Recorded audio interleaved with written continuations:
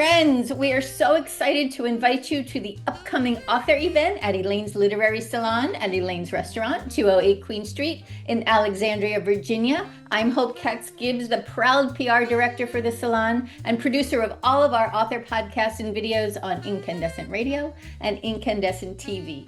In the spotlight today is Bill Rapp, author of the Cold War series that includes a whole bunch of books, including Assignment in Saigon, which came out last year, Berlin Walls, The Budapest Escape, A Turkish Triangle, and his latest book that comes out in just a few months, The Prague Spring. Welcome, Bill. Thanks very much, Hope. I'm happy to be here. We're so excited to have you come to Elaine's Thursday, April 23rd from 6 to 9 p.m. Just a quick little bit of background about Bill. He is an acclaimed author who began his professional life as an academic teaching European history at Iowa State University. He's a graduate of Notre Dame, the University of Toronto, where he got his master's, and Vanderbilt, where he got a PhD. He has always been particularly intrigued by German history and says the last 35 years working for the U.S. government broadened his perspective to all of Europe and much of the Middle East. His career has taken him around the world, as you can see in detail in his amazing books.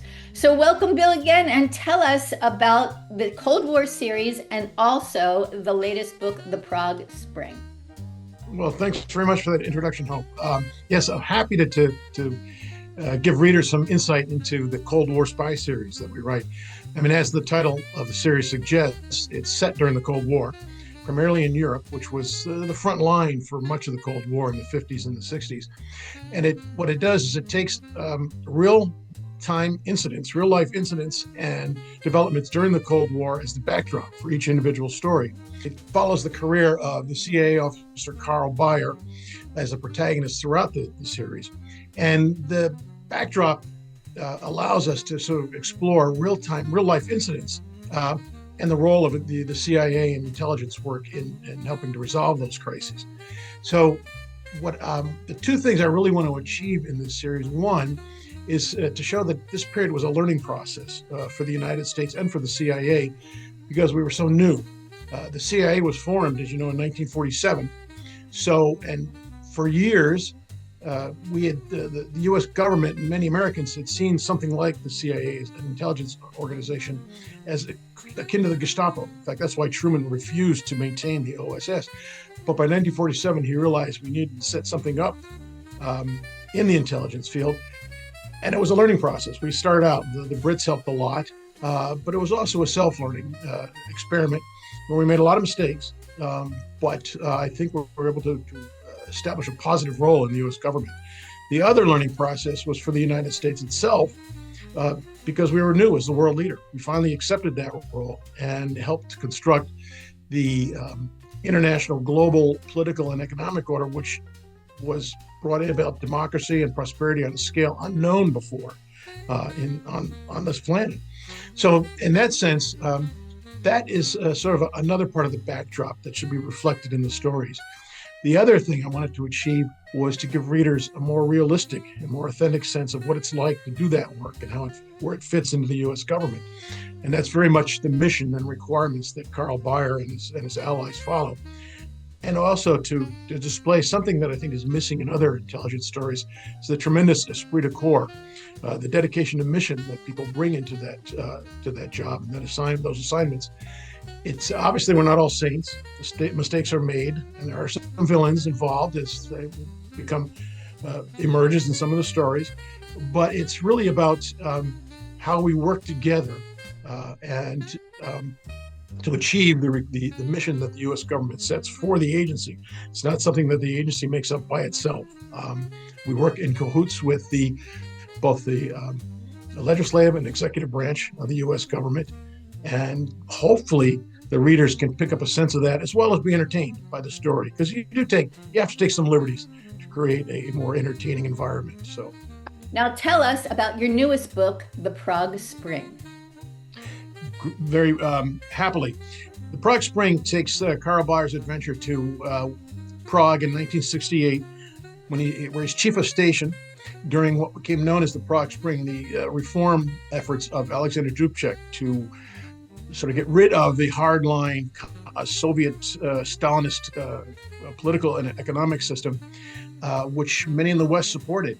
However, Moscow did not, and they eventually invaded and reinstalled the old Stalinist leadership.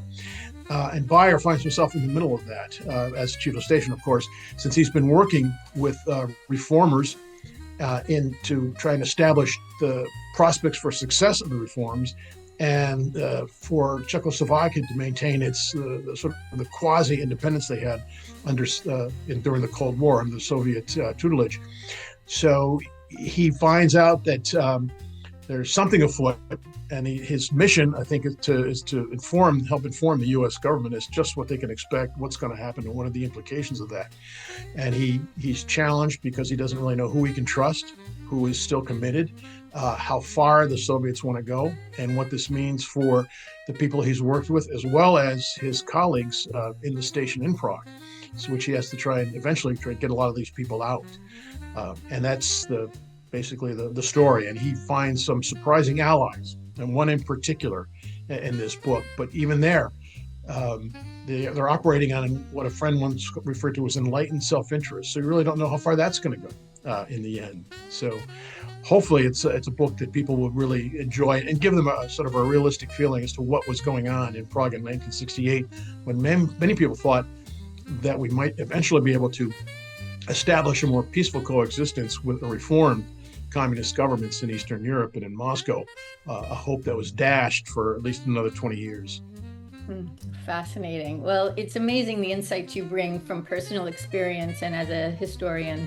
So we're thrilled to be able to feature you at Elaine's. So everyone, check it out, elainesliterarysalon.com. Our host, Jeffrey James Higgins, will do another beautiful interview. He came in and spoke with us about assignment in Saigon last year. So we're thrilled to have you back at Elaine's Literary Salon. Please go buy your free or get your free ticket, billrapp.eventbrite.com. It's a free ticket. We just need to keep count because at the event, Bill has picked his author's choice, an entree and cocktail, and his choice is the braised and roasted lamb shank with Middle Eastern rice, toasted vermicelli, pumping date puree, and lamb juice.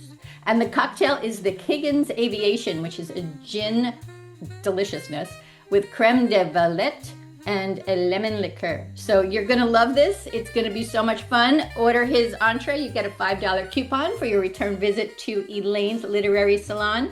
Please do not miss this amazing author event, April 23rd from 6 to 9 p.m. Thank you so much, Bill Rapp.